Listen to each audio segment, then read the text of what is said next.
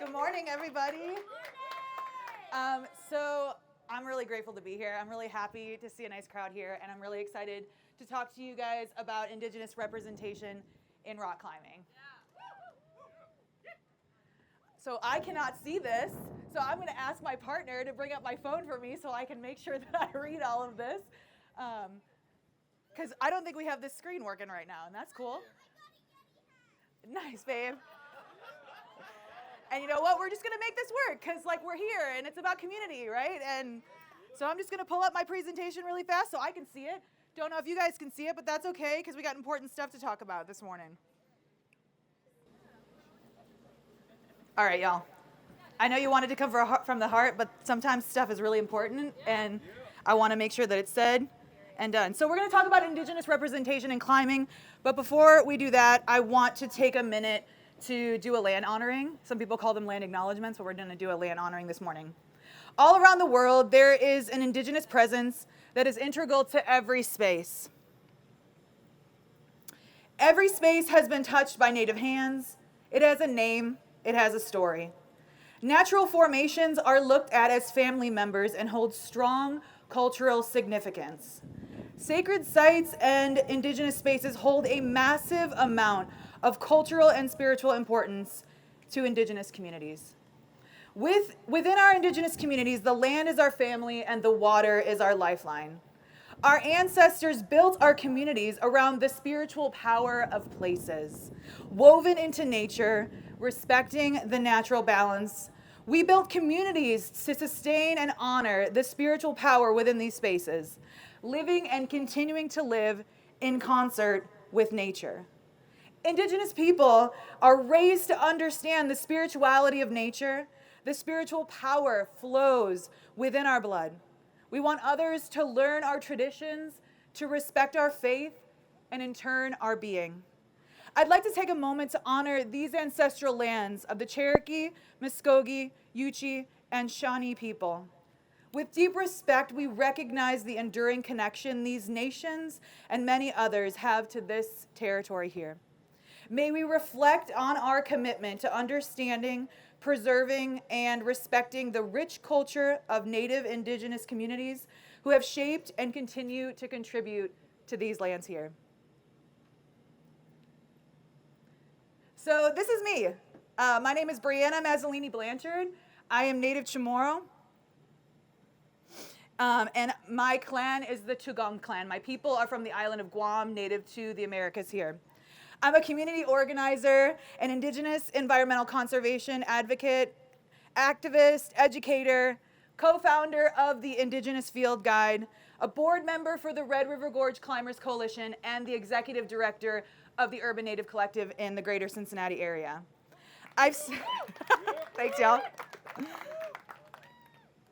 I've spent my entire career working as a leader in the nonprofit sector with specific focus on social service and the outdoor industry. I'm a mother, my kiddo's right over there, an artist, and the first rock climber to be inducted into the North American Indigenous Athletics Hall of Fame.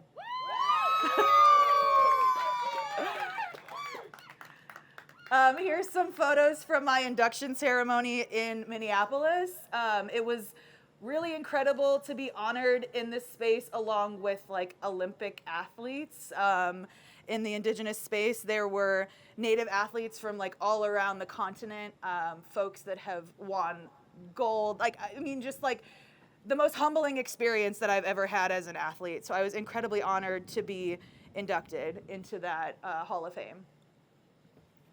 So here are the organizations that I work with. As I mentioned, the Red River Gorge Climbers Coalition, the Urban Native Collective on the far right, and then in the middle you've got the Indigenous Field Guide. So these are the orgs that I work with. The Red River Gorge Climbers Coalition, I have been a board member of the Red River Gorge Climbers Coalition since 2019. And in 2019, in 2020, I founded a program called Climb Late. And Climb Late exists to eliminate or attempt to eliminate the barriers into rock climbing for marginalized community members so that they can climb in the gym for free And I know that you Memphis folks are like, hell yeah, like that. Yeah, we like that.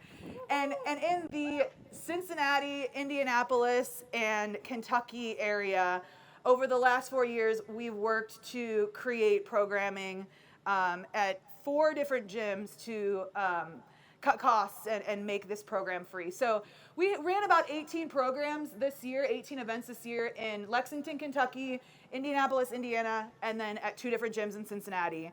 And at those gyms, the cost of shoe rentals and anything that you might need to go into the gym is completely free. And we ran about 18 of them throughout the year. So that was a really big win for us, really amazing thing that we were able to do. Yeah. I mean, we went from 2 gyms in Cincinnati to 4 gyms in the tri-state area. And, coming up in the next year or so, I'd imagine that we're probably going to have 2 more gyms come on board, one in the Louisville, Kentucky area, which is also really close to the Red River Gorge, and possibly a 3rd location in Cincinnati. So really excited about that, really excited to have this program thriving. And, with this program, we've also been taking folks outside. So a lot of the folks that have been able to access our Climb Light program are going on trips with us outside to the Red River Gorge to climb, which is incredible. And as I mentioned, this program is free for Black, Indigenous, people of color, folks from the queer community, folks from the adaptive community, those that can't afford it, financially afford it. And we don't ask, we don't ask for your paycheck or anything like that. If you need to come for free, you can come for free.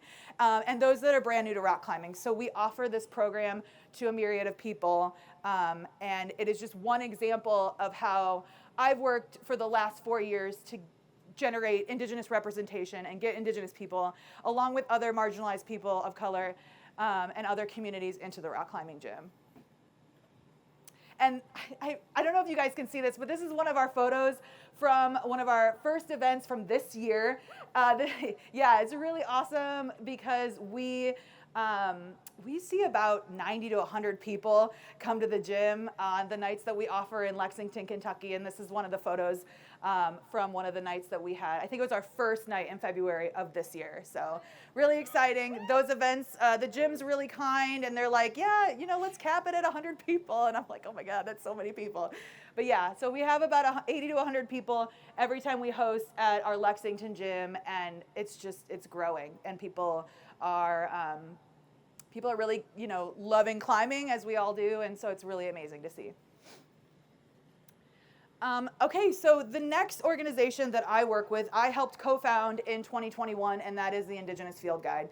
And the Indigenous Field Guide exists as a digital resource and a pledge, an online digital resource and a pledge, where outdoor recreators can they can check out our digital resource, they can commit to our pledge to understand how to access the outdoors through an Indigenous lens. So similarly to like Leave No Trace or other outdoor ethics that exist out there, the Indigenous Field Guide is the only of its kind that is able to offer y'all a lens, through an Indigenous lens. And so what we've done over the course of the last 2 years is really amplify this pledge. We've worked with Indigenous athletes around the globe, a lot of folks from Turtle Island and our First Nations relatives, and even some from outside of the Americas to really build this pledge. So we've worked with other Native athletes to really amplify our concerns within the outdoor space. So it's not just for climbers, even though me and our co-founder Sky, we are climbers, but we created this pledge, this digital resource, to be a resource for all outdoor recreators. And if y'all can see it, on the left was when Sky and I presented at last year's Access Fund Climbing Advocacy Conference.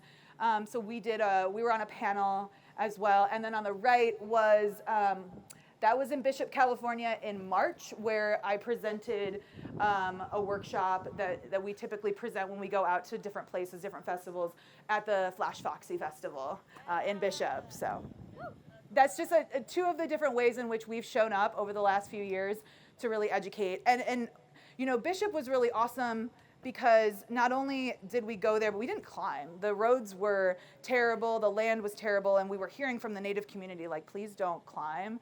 The land needs care right now, and the last thing it needs is to be climbed on and taken advantage of right now. So we flew to Bishop, we taught a workshop, and we helped generate a fundraiser on the reservation, as well as go and do stewardship work with the local tribes. And so we didn't climb at all, and it was one of the most phenomenal experiences that I've ever had, getting to just work with the local Native community, which is always our biggest intention when we're going into different spaces that are not our homeland. So we always want to make sure that we're invited and we're welcome there before we come onto land that's not even our homeland, and talk about recreating in the outdoors through a Native lens. And then the last org that I work with, I joined early this year in 2023 as the executive director of the Urban Native Collective in the greater Cincinnati area. And something that we're doing with the Urban Native Collective, and I want to share with you, is what we're building there. And you know, I've been running these Climb Lite programs for the last 4 years, and one thing that I have been incredibly passionate about is obviously Indigenous representation in the outdoors in climbing. And so we are building a program with some amazing partners to get Native and migrant youth and adults into the rock climbing gym. So we're looking and fundraising to be able to start this program with a climbing gym that literally sits right next door to our community space. So they're our next door neighbors, and we're really excited. They seem to be really excited about partnering with us to be able to offer free access to the gyms for our Native and migrant community that we work with in Cincinnati. So we're building it, and we're really excited to see it happen. Yeah. And this is a photo of some of the Native folks, some of the Native kids that we brought out to the climbing gym just a couple months ago. So they are so psyched, and they're like, when can we go back to the climbing gym? So it makes my heart sing to know that like my Native community is psyched on climbing, because it's just this intersection of all the places and spaces that I love, and that's why I love being here so much and feel so passionate about Memphis Rocks, is because it bridges all these intersections of my identity. And to see these Native kids just like climb up an auto belay and just like climb better than me sometimes, it just like makes my heart soar. So yeah, I'm just so excited to share that with you. So, you know, let's talk for a minute about why representation matters, and why does Indigenous representation matter in the climbing space. Indigenous people have lived on the land since time immemorial, and we were climbers before the sport of climbing was even invented. We hold a relationship with the land that is crucial to our future and the future of these lands. Indigenous people are the original stewards of these lands, and so for us to get on these lands and honor these lands, you know, I believe is a way in which Native people can connect with their traditions, connect to their people, connect to their ancestors, and be amazing stewards of this land. You know, I think the outdoor space likes to talk about sustainability a lot, and I'm not a huge fan of sustainability. I'm much more of a fan of regeneration, because regeneration is about building something new, better, without concern for like, okay, well, like what also can probably go wrong, but like to build it better. And that's why we're here, to build something better, to build something stronger. And Indigenous representation in the climbing space means connecting to our traditions and to our land. And you know, those are the people that I think this industry needs to be listening to, because they understand what care for the land looks like. Yeah, next slide. Indigenous people's connection to the land is essential to preserving our traditions and knowledge systems for future generations. As I mentioned, like we have deep connections to the land, and we have a deep generational understanding for how to care for the land. And so climbing and honoring these rocks, these grandfathers that are out here, is just one way in which we can like practice our traditions and feel connected to our ancestors. So many of us are urban natives off the reservation. I can't even enroll, and I know so many people are in similar situations. Maybe you've been disenrolled, maybe you can't enroll, maybe your people aren't federally recognized. And so like being on the land and touching the ground and touching the rocks and feeling a connection to our ancestors are sometimes the only things that we have. And so what a beautiful thing that we can do when we're climbing, as we're experiencing that, just to connect with the land. Yeah, and this is the last slide, and I feel like maybe the most important. You can't be what you can't see. I'm the only rock climber in the North American Indigenous Athletics Hall of Fame. Like, right, the only one. And so for me, I don't have anybody to look up to who's Native, who's a climber, who's crushing, who's like, man, they're doing it right, and I'm just so stoked on that. So like, I have to show up in this space for me, and I have to like figure this out on my own. And I know so many other people from the Black and brown community, from the queer community, from the adaptive community. Like Mo yesterday was talking about being the only one, and like how heavy that is, but how important it is to like show up in these spaces and be the only one, so that others don't have to be the only one anymore. So that Black folks and queer folks and Indigenous folks and all of the marginalized community members of the global majority can see people that look like them and not feel alone, and feel empowered, and feel as though there are other people in this space who are like-minded like me, who I can build community with, and we can build like future generations of climbers that love each other and care. And I mean, that's what it's about. And so you cannot be what you cannot see. And at the end of the day, that's why representation matters. Whether you're Indigenous, whether you're Black, whether you're brown, you know, why it matters for all of us to show up in this space for like our future generations. So, yeah. Thank you guys so much. Yeah, thanks.